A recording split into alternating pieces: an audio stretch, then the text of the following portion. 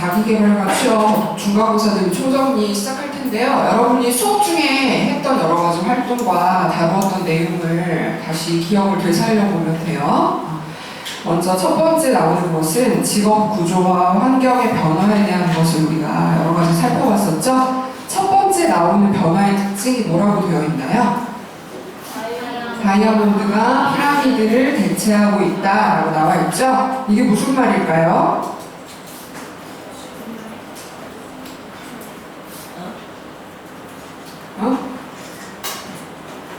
이게 무슨 말이지? 만약에 시험 문제에 이게 맞는지 생각해 보세요. 피라미드가 다이아몬드 구조를 대체하고 있다.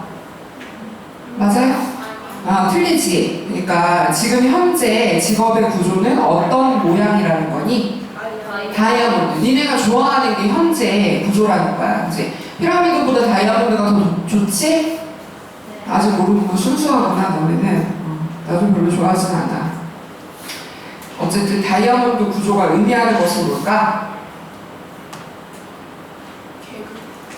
어떤 계층이 가장 많다라고 설명했었나요? 중간. 그치? 다이아몬드는 가운데가 뚱뚱하잖아. 그치? 그래서 중간 관리자 계층이 많은 구조를 띠고 있다고 했어요. 경력 사원을 많이 채용하려는 추세를 통해 여러분이 생각해 볼 수 있다고 했었어요. 그죠? 생초짜를 뽑는 것보다 어디선가 아르바이트라도 경험을 해본 사람을 선호하는 경향이 있다는 거예요. 뒤에 있을 거야, 아마. 뒤에 남는 거 있지, 자료. 자, 그래서 잘 골라낼 수 있어야 되고요. 피라미드 구조는 예전에 직업 환경의 구조가 그렇게 되어 있었다는 것인데, 세모 모양이라는 거지? 그래서 가장 많은 비중을 차지하고 있었던 계층이 어디야? 신입사원. 그지? 피라미드는 이렇게 삼각형 모양이니까 신입사원 계층이 가장 많았고, 위로 올라가면서 수가 많아져요, 적어져요? 줄어들지. 예전에 산업사회에서는 그런 구조를 띠고 있었다는 거야. 왜냐면 제품을 생산하는 노동자가 많이 필요했을 거 아니야. 그치? 코카콜라 공장에서 그 캔 모양 찌그러진 거 없는지 확인하고 공장 돌아가는 그 순서에 맞춰서 노동을 할 수 있는 계층이 가장 많았어야 됐어요. 그치? 위에 중간관리자 그런 계층이 많아지게 된 것은 현대사회가 어떠한 형태로 변화되었기 때문이니? 제조업이 중요한 사회가 아니고 정보화 사회, 서비스를 많이 서비스 직종에 종사하는 사람들이 많아지는 정보와 서비스 직종이 활성화되고 있는 사회로 변화되었기 때문으로 볼 수 있는 거예요. 그죠? 이것도 마찬가지로 이게 맞는지 봐요. 제조업 직종이 정보와 서비스 직종을 대체하고 있다. 이렇게 나오면 맞아요, 틀려요? 맞다고?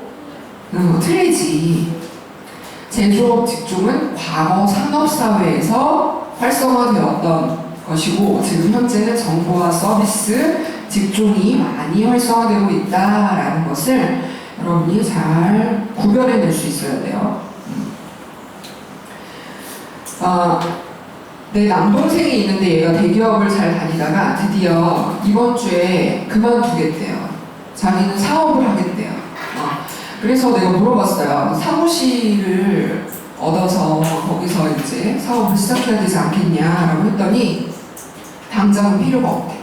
당장은 인터넷만 있으면 할 수 있는 분야라서 집에서 범위가 넓지 않게 시작을 해보고 그 다음에 좀 잘 된다라고 생각이 되면 사무실도 얻고 그렇게 할 거예요. 이와 같은 형태를 소호라고 표현해요. 소호. 소호는 뭐의 약자예요? S가 뭘까?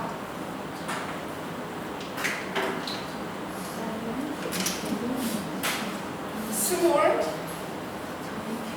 O는 뭘까? 오피스. 그치? 작은 사무실.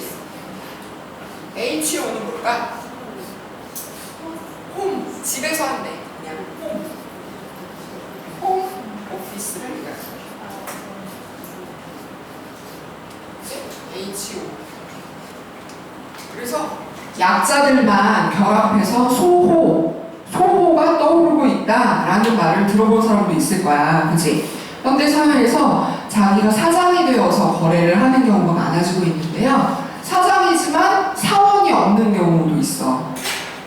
1인 기업이라고 해서 자기가 사장도 하고 사원의 역할도 하고, 그치? 다 일당백으로 먼저 시작을 하는 거지. 그래서 사무실 뭐 임대료, 월세 뭐 이런 거 낼 필요 없으니까 집에서 인터넷, 전화, 팩스, 이메일 이런 것을 통해 할 수 있는 사업의 분야라면 소호라는 것을 특징으로 우리가 생각해 볼 수 있는 자기가 사장이 되어서 거래를 하는 경향이 점차적으로 늘고 있다는 거죠. 취업을 하는 것보다 내가 어떤 특수한 아이템이 있거나 좋은 아이디어가 있다면 이렇게 사장으로서 자기의 사업체를 꾸려보겠다라고 하는 생각을 가지고 있는 사람들이 많이 있다는 거예요. 그렇죠? 그 다음에 또 어떤 특징이 나와 있나요? 지금은 무슨 시대라고 얘기할 수 있을까요? 세계화 시대예요. 그래서 우리 한국 사람들 말고도 외국인들과 같이 일할 수 있는 기회도 점차적으로 늘고 있어요. 취업을 할 때 영어뿐만이 아니라 중국어를 잘하는 사람을 선호한다, 뭐 이런 얘기가 많이 들리고 있을 정도로 고객들이 다양한 문화를 가지고 있는 경우도 있고, 일을 할 때 같은 구성원들이 다양한 문화권에서 온 사람들일 수도 있겠다라는 얘기죠. 그러면 세계화 시대에서 다른 문화에 대한 이해도를 높일 필요가 있겠죠. 내가 예전에 얘기해줬었지? 그 한국인들이 스코틀랜드의 어떤 회사를 인수합병을 했는데, 그 사람들이 한국인들이 점심시간에 화장실에서 양치질 하는 거 보고 디스커스팅하다라고 표현이 역겹다고 얘기를 했던 것은 문화를 이해하지 못해서 그런 거예요. 그치? 그 사람들은 회사에 나오면 양치질 안 하는 문화인가 봐. 집에 가서만 하나 봐. 그치? 근데 우리는 다른 사람을 배려해서 점심시간에 양치를 하는 경우도 많이 있잖아요. 그래서 이렇게 서로 좀 이상하다, 왜 저래? 뭐 이렇게 표현하지 않고 다른 문화의 사람들을 이해할 수 있는 폭을 넓힐 필요가 있겠죠? 전통 문화에 대한 이해를 높이는 것보다는요, 다양한 문화에 대한 이해도를 먼저 즉각적으로 높일 필요가 있을 거예요. 그죠? 자, 그 다음에 나오는 것은 세계관에 관련되는 것이에요.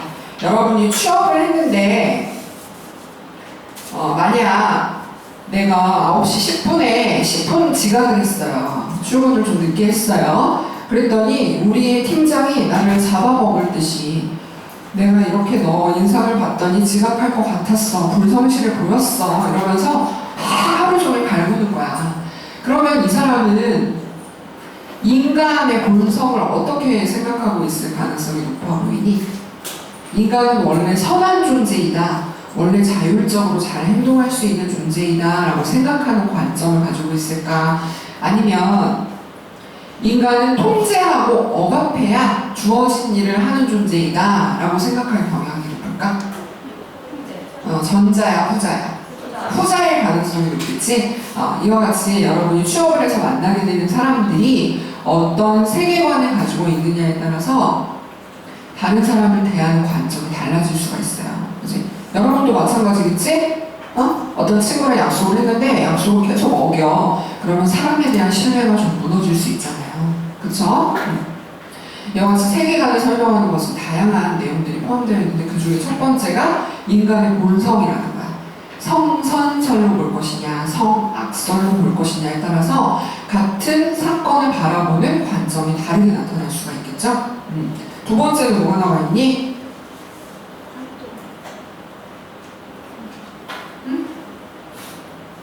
인간의 활동, 그지? 인간의 활동이라는 것은 이런 거야. 예를 들어서 나의 신념 때문에 여러분 목숨까지 버릴 수 있어요? 응? 그 IS 대원이 되겠다고 그 시리아로 넘어간 고등학생이 죽은 것 같다는 기사가 요새 나오던데 혹시 본 사람 있어요? 어떤 뭐 전투에 참여해가지고 그냥 죽은 것 같다고 이렇게 보도가 되고 있어요. 가자마자 죽었잖아, 그지? 자기는 그 무장 단체에서 그들의 신념에 따라서 뭔가 남자다움 그리고 독립투쟁 이런 것을 발휘해보겠다라고 떠났는데 결국에 10대의 죽음을 맞이한 거예요. 이와 같이 자기가 뭐가 옳다라고 생각하는 것을 쫓아가면서 내 목숨까지 버릴 수 있는가? 그런 사람이 있죠, 분명히. 유관순, 그지? 유관순 누나, 언니도요, 할머니인가? 자, 유관순 열사도요, 어린 나이에 독립투쟁에, 독립운동에 참여해서 자기 신념을 따라가다가 목숨을 잃었죠. 여러분, 그 상황에 유관순 옆에 내가 있었다고 생각해봐요. 나도 그런 선택을 할 수 있었을까? 할 수 있는 사람이 있고, 그걸 해서 뭐하냐? 나는 오랫동안 존재하고 내 생명을 존속하는 것이 매우 중요하고 소중하다라고 생각하는 사람이 있잖아요. 뭐가 옳고 뭐가 그른 것이 아니야. 어떤 관점을 택하는 사람인가 하는 것을 스스로 나에 대해서 그것을 알아야 된다는 거지. 그리고 나랑 가깝게 지내는 사람이 또 어떤 관점을 보이는가도 알 수 있어야 되겠죠. 같이 인간의 활동에 대한 것, 존재를 중요하게 생각하느냐, 아니면 살아가면서 그 관점이 변화할 수도 있다고 생각하냐, 아니면 나의 신념, 그지? 존재보다 살아가는 것, 해야 하는 활동을 더 중요하게 생각하는 것이냐에 따라서 세계관을 설명할 수 있다는 거예요. 그죠? 인간의 본성 첫 번째였고, 두 번째 나오는 것이 인간의 활동이라는 것이죠. 다음 세 번째는 사회적 관계라는 것이에요. 이건 뭐냐면, 우리 대한민국은요, 어떤 사회적 관계에 속할까요? 위계질서, 집단주의, 개인주의 중에서. 니네가 수업에 오지 않는다고 내가 너희를 구속할 수는 없잖아. 감옥에 가둘 수는 없어. 그지? 니네의 선택인 거야. 개인주의에 해당되는 거지? 근데 북한에서 군사훈련을 하겠다고 공지를 했는데 그때 오지 않았어. 그러면 아오지 탄광으로 끌려갈 수도 있을걸? 그지? 전체 집단, 사회의 계획에 따라서 행동을 해야 하는 그런 사회적 관계는 집단주의라고 볼 수 있어요. 그지? 북한의 청소년과 여러분들이 만나서 얘기를 하다 보면 굉장히 다른 관점을 가지고 있다는 것을 발견할 수가 있겠죠. 또 하나는 인도에 가면 지배계급, 피지배계급이 나누어져 있잖아요. 예전에 우리 조선시대에서 그랬던 것처럼 왕의 명령을 따라야 되고 백성들과 계급이 다르다라고 여겨지는 사회가 아직까지 존속하고 있죠. 그것을 위계질서에 따르는 사회로 볼 수 있는 거예요. 그래서 어떤 사회적 관계에 놓여있느냐에 따라서 세계관이 다르게 나타날 수가 있겠죠. 자, 다음 네 번째는 뭘까요? 사람과 자연의 관계가 어떻게 이해할 것인가 하는 부분이에요. 여러분, 아바타 영화 봤어요? 거기 보면 그 외계인인가? 부족, 걔네들이 살고 있는, 무슨 부족이니? 기억도 안 난다. 2번이나 봤는데. 거기 행성에 가면 그 자연을 개발하려는 입장을 인간들이 강하게 보이고 있잖아요. 그래서 그 원주민들이 강하게 반대하고, 그래서 전쟁이 벌어지는 그런 장면 여러분 기억이 날 거예요. 이와 같이 자연을 인간이 지배해야 하는 대상으로 볼 것이냐 하는 관점. 그런데 이런 관점에 속해 있다가 어떤 큰 사건을 경험할 수도 있겠지. 예를 들어서 이렇게 우리가 수업을 하고 있다가 갑자기 우리나라에는 없을 것 같은 대지진이 일어난 거야. 그러면 여러분이 자연 앞에서 겸손해야 하는구나. 힘들게 살아남은 사람이라면, 그치? 그리고 일본에서 쓰나미 같은 그런 큰 자연 재해를 경험한 사람이라면 인간이 자연의 일부분일 수밖에 없다라는 생각으로 관점이 전환될 수 있는 기회가 될 수도 있겠죠. 계기가 될 수도 있겠죠. 자, 그리고 인간과 자연은 조화롭게 공존해야 한다라는 관점을 가진 경우도 있을 거예요. 마지막으로 세계관을 설명하는 것은 시제에 관련되는 것. 어느 시점을 중요하게 생각할 것인가. 여러분은 현재 지향적인 사람이에요? 현실적인 사람이에요? 아니면 미래지향적인 사람이에요? 미래지향적인 사람이에요? 미래지향적인 사람의 특성은 뭐가 있을까? 현실의 고통을 잘 참을 수 있을까요? 미래지향적이라면 그러면 미래를 위해서 현재를 좀 희생하겠다는 입장인 거지. 그치? 응. 지금 학교 다니는 게 많이 힘들고 그래도 내 미래를 생각하면 성실하게 학교 생활을 해야 돼 라고 생각한다면 미래지향형이라고 볼 수가 있어. 그런데 학교 생활을 같이 하는 친구들을 봐도 다른 모습이 나타나잖아요. 내가 오늘 남자친구랑 너무 중요한 약속이 있어. 어디 놀러 가기로 했어. 그 추억을 쌓는 것이 나는 오늘 하루 동안 수업을 듣는 것보다 매우 나에게 중요해. 이러면 이 사람은 현재를 중요하게 생각하는 특성을 가지고 있는 사람인 거야. 그치? 네, 현재를 중요하게 생각하는 사람들이 점차적으로 늘어나고 있다고 했어요. 그래서 삶에서 내가 오늘 직장 생활을 하면서 야근을 하며 버티고 하는 것보다는 칼퇴근을 하고 내가 진정 추구하는 여가 활동이나 동아리 활동을 하기 위해서 퇴근 후에 나의 진짜 인생이 펼쳐진다라고 그런 자기가 추구하는 바를 명확하게 드러내는 사람들이 점차적으로 많아지고 있다라는 특성을 우리가 살펴봤었죠. 자, 그래서 세계관을 구성하는 5가지 영역에 대해서 여러분이 잘 읽어보고 이해를 하면 돼요. 자, 퀴즈를 하나 내보자. 세계관을 설명하는 영역에 직업의 선택이 들어가나요? 들어가지 않나요? 들어가? 5개 지금 그냥 살펴봤잖아. 직업의 선택이라는 게 있었어? 없지? 다음 중 세계관을 설명하는 영역에 포함되지 않는 것은 했을 때 직업의 선택이라고 나오면 그걸 골라낼 수 있겠지? 이렇게까지 얘기했는데 틀려라. 따로 내가 불러낼 거야. 시험 끝나고 나서 이 문제 틀리면.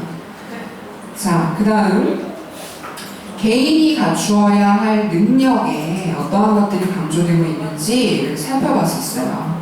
첫 번째 나오는 것은 어디서나 활용 가능한 기술을 습득하는 것은 고용이 불안정한 환경 속에서 여러분이 살아가고 있기 때문에 이런 기술을 습득하는 것이 매우 중요해지고 있다는 거예요. 자, 그럼 생각해보자. 또 내가 취업하려고 하는 한 직장에서만 활용할 수 있는 기술을 습득하는 것으로 충분할까요?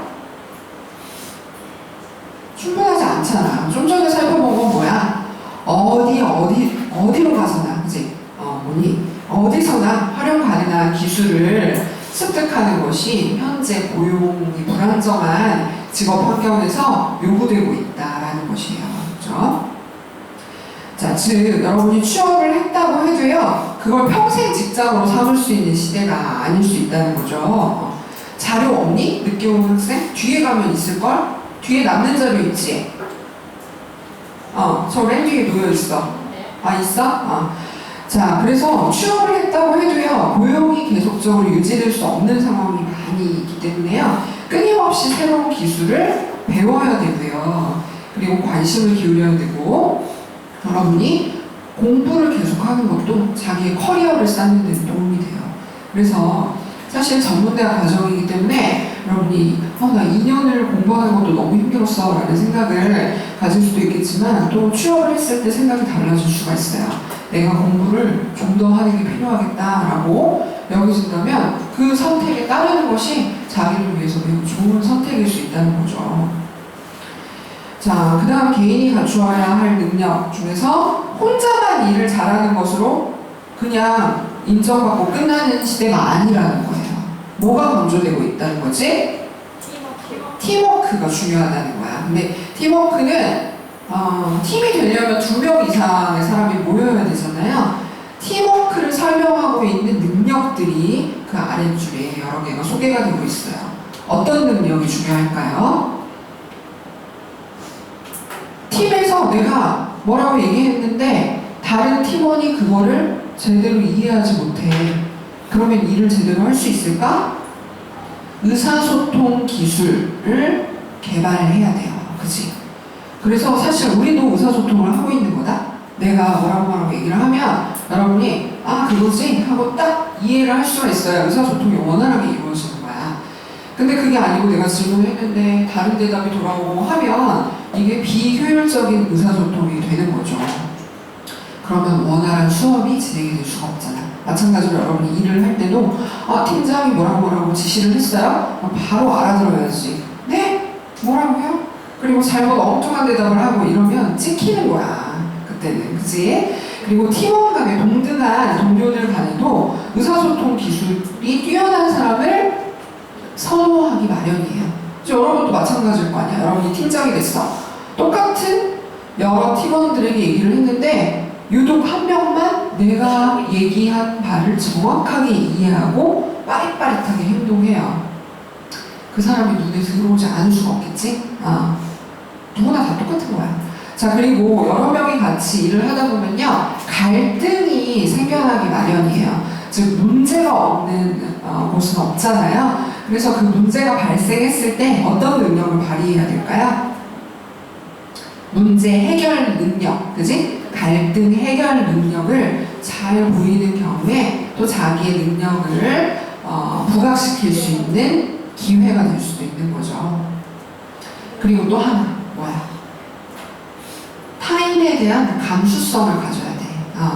이게 감정이 예민하고 이런 것을 의미하는 게 아니라 배려를 뜻하는 거야, 배려.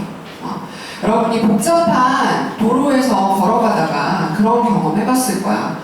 내가 아무리 앞사람이 뒤에 바짝 붙어서 내가 급한 일이 있어서 빨리 가야 되는데 앞사람은 전혀 뒤에 누가 있는지 오는지 의식하지도 않고 세워라 내워라 가는 경우 있지? 운전하다 보면 되게 많아. 길 한복판에서 세워라 내워라 하면서 그냥 걸어가고 있어. 이상하다, 이어폰을 끼고 있나 해서 이렇게 생각하면 그렇지도 않아요. 어떻게 그럴 수 있는지 나는 도대체 이해할 수 없어. 너무 운전자의 입장인 걸까? 난 보행자일 때도 그렇지는 않았던 것 같은데, 무슨 얘기냐면 다른 사람이 어떤 상황이 있는지 잘 배려하고 그걸 살필 필요가 있다는 거야.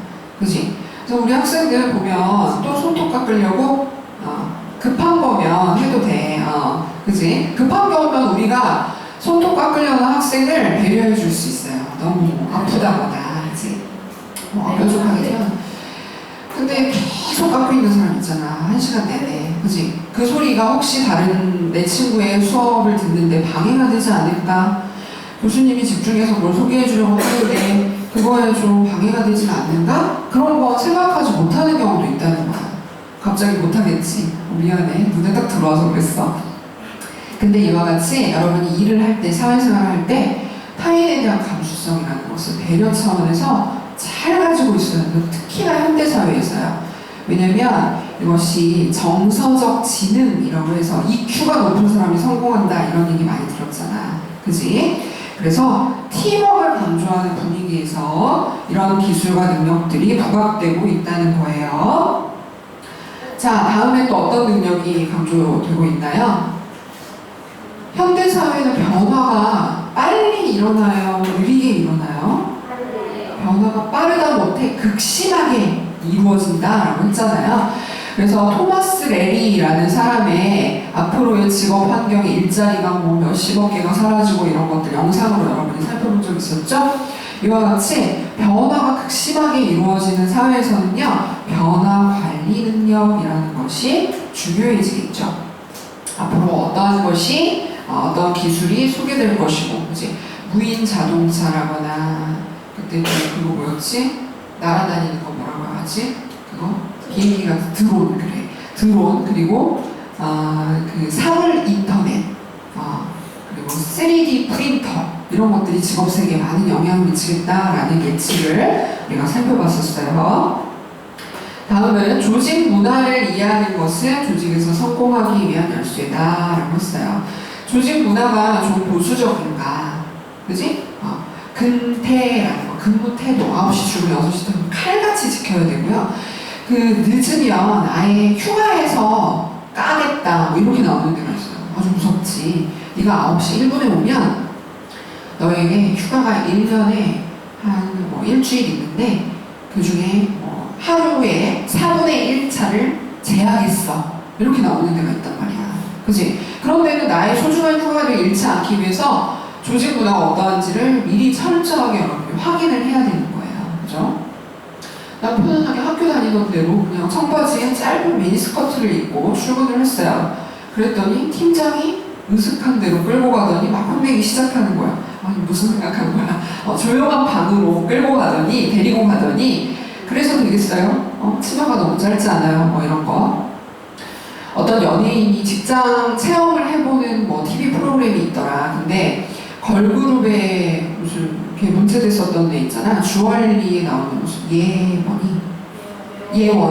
예원이 미니스커트를 입고 대기업의 어떤 이동통신 우리 요새 그 통신사에 취업하는 그거를 체험해보는 프로그램이 있었어. 혹시 본 사람 없어요? 그랬더니 여성 팀장님이었는데 회의실로 잠깐 보자고 해서 데려가더니 옷차림이 좀 너무 심하지 않나요? 뭐 이런 거를 지적을 하더라고. 그지? 요새 많이 개방적으로 변화했다고 해도 인원이 많고 대기업 같은 경우에는 너무 튀는 복장 선호하지 않는 경향이 있을 수가 있어요. 그래서 여러분이 그러한 조직 문화를 잘 이해해야 한다는 것이죠. 자, 그리고 개인이 갖춰야 할 능력의 마지막 내용은요. 제품이 중요한 시대예요? 아니면 아이디어가 중요한 시대예요? 아이디어. 독특하고 창의적인 아이디어를 잘 낼 수 있어야 한다는 거예요. 그래서 조직 구성원으로서 내가 아이디어를 잘 발표하고 낼 수 있도록 하는 태도를 가지는 것이 필요하겠고요. 혼자서 사업을 한다면 더 중요하겠지? 그래서 동피랑 마을의 카페에 내가 얘기해줬잖아. 그지? 쌍욕 라떼. 그지? 여기 커피 위에 라떼 아트로 그려져 있는 그 카페에서 커피 매출이 훨씬 더 많았다라고 하는 그 사례를 통해 여러분이 아이디어가 중요한 시대에서 살고 있다는 것을 잘 기억해 주세요. 자, 그 다음 세 번째 내용으로는 직업이 개인에게 주는 의미에 대해서 정리를 해볼게요. 자, 여러분이 진로에 대해서 생각을 할 때요. 내 직업이 결정되는 것으로 내 진로를 정했다라고 얘기할 수 있겠어요? 응? 자, 다시 한번 이게 맞는지 생각해 보세요. 9시부터 6시까지 일하는 직장 중심으로 진로를 계획하고 있다. 현대사회에서 진로에 대한 설명으로 이게 맞을까 틀릴까? 틀려요. 왜냐면 직업보다 넓은 개념이 진로이기 때문이야. 즉 진로와 직업은 동일한 의미가 아니라는 거야. 여러분이 취업을 해서 직업이 결정됐다고 해서 나의 나아갈 방향, 삶의 계획인 진로가 다 정해졌다고 볼 수 없지. 당연하지. 앞으로 여러분이 언제 결혼을 할 것이며 여러분의 버킷리스트에 있었던 것을 언제 할 것이며 내가 그를 통해 행복한 삶을 어떻게 계획해 나갈 것인가 하는 것이 진로의 관점이야. 진로. 그치? 진로의 일부분이 직업이 되는 거야. 자, 그래서 예전에는요, 9시부터 6시까지 일하는 직장이 진로라고 생각했어요. 근데 현대의 관점에서는 그렇지 않다는 거야. 그렇다면 뭐가 중요해지고 있다는 거니? 삶에서 의미와 사명감을 찾고자 한다는 거야. 그지? 직업이 다가 아니다 라고 생각하는 경우가 많이 있다는 거예요. 그러면 어떤 특성이 나타나고 있냐면 고용이 안정적이지 않은 환경에서 살아가고 있기 때문에 직장에서의 소속감, 안정감이 증가하고 있어요? 점차 사라지고 있어요? 여러분이 취업을 해서 거기가 평생 직장이다 라고 생각하면 소속감과 안정감이 크겠어요? 적겠어요?